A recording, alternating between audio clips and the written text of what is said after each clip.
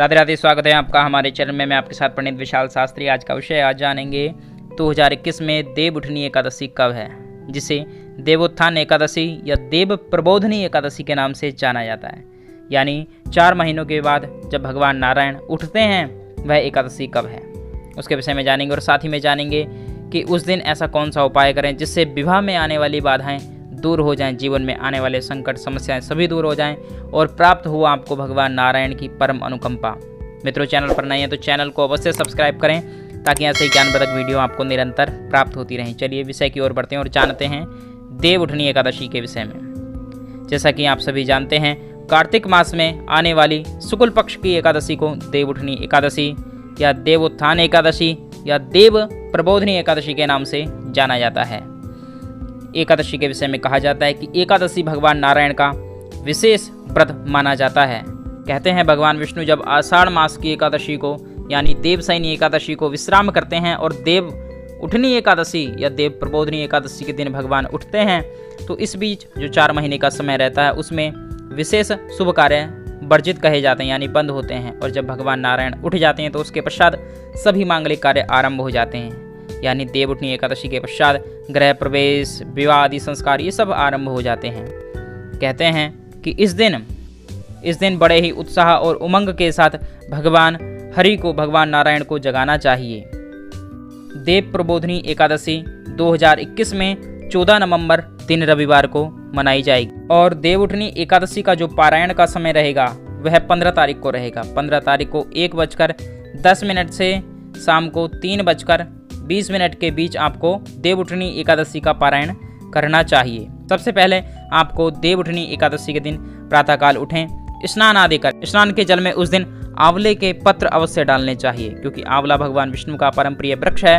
आंवले के पत्र डालकर यदि आप स्नान करते हैं तो पूर्व के किए हुए जितने भी पाप कर्म हैं वह सभी तत्काल जलकर नष्ट हो जाते हैं, भस्म हो जाते हैं, ऐसा विष्णु पुराण में कहा गया है। तो एकादशी के दिन आंवले के पत्र जल में डालकर स्नान करने से परम सौभाग्य, परम पुण्य प्राप्त होता है। उसके पश्चात अपने पूजा घर में जाकर बैठें, भगवान को धूप दीप दिखाएं।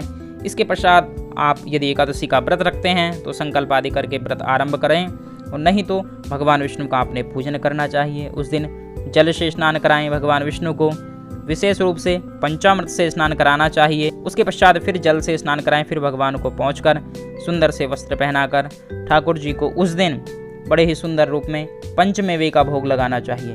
पंचमेवा नहीं है, मिश्री का भोग लगा दें। मिश्री भी नहीं है तो केवल तुलसी का पत्र ही आप चढ़ा सकते हैं। यदि आप घर में हैं तो बड़े ही सुंदर रूप से भगवान के निमित्त आप पंजीरी बनाइए या जो भी सामर्थ्यता है प्रेम और भाव से वह भोग बनाकर भगवान विष्णु को अर्पित करना चाहिए। लेकिन तुलसी का प्रयोग अवश्य करें। तुलसी एकादशी को नहीं तोड़नी है, दशमी को ही आप तुलसी का दल तोड़कर घर पर रख लें। एकादशी के दिन तुलसी को छुए नहीं, तोड़े नहीं।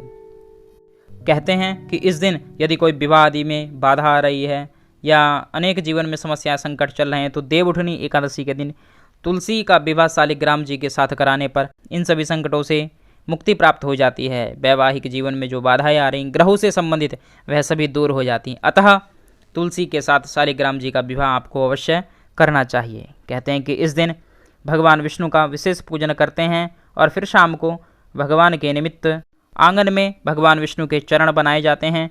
उनको बड़े ही सुंदर रूप से पूजित किया जाता है, यानी उनका पूजन करते हैं धूप दीप आदि से, फूल आदि वहाँ पर चढ़ाकर, फल मिठाई सिंगाड़ा इत्यादि कुछ रखकर, और गन्ना विशेष समय रहता है गन्ने का, तो गन्ना वहाँ पर रखकर फिर उसको डलिया से ढककर रख देते हैं। फिर रात्रि को सभी लोग बड़े सुंदर रूप से संघंटी के साथ भगवान नारायण का आवाहन करते हैं कि प्रभु जागिए। प्राचीन काल से पूर्व के लोग जिन विशेष शब्दों का प्रयोग करते थे, चलिए उनको जान लेते हैं। पहले के लोग भगवान नारायण को उठाते समय कहते थे, उठो देव बैठो देव, अंगुरिया चटकाओ देव, नई सूत नई कपास, देव उठाए कार्तिक मास। इस प्रकार से आपको ये लाइनें 5 बार 7 बार या 11 बार अवश्य बोलनी चाहिए। साथ में शंख घंटा घड़ियाल आदि बजाने चाहिए। कुछ नहीं है तो तालियों से आप बजाकर भगवान को जगाना चाहिए कि प्रभु आप उठिए। इस प्रकार से आप एकादशी का पूजन करें। और भी यदि कुछ पूछना है तो कमेंट बॉक्स में कमेंट लिखकर हमसे पूछ सकते हैं। चैनल को अवश्य सब्सक्राइब करें ताकि ऐसे ज्ञानवर्धक वीडियो आपको निरंतर प्राप्त होती रहें। चलिए मिलते हैं अगले ज्ञानवर्धक वीडियो में।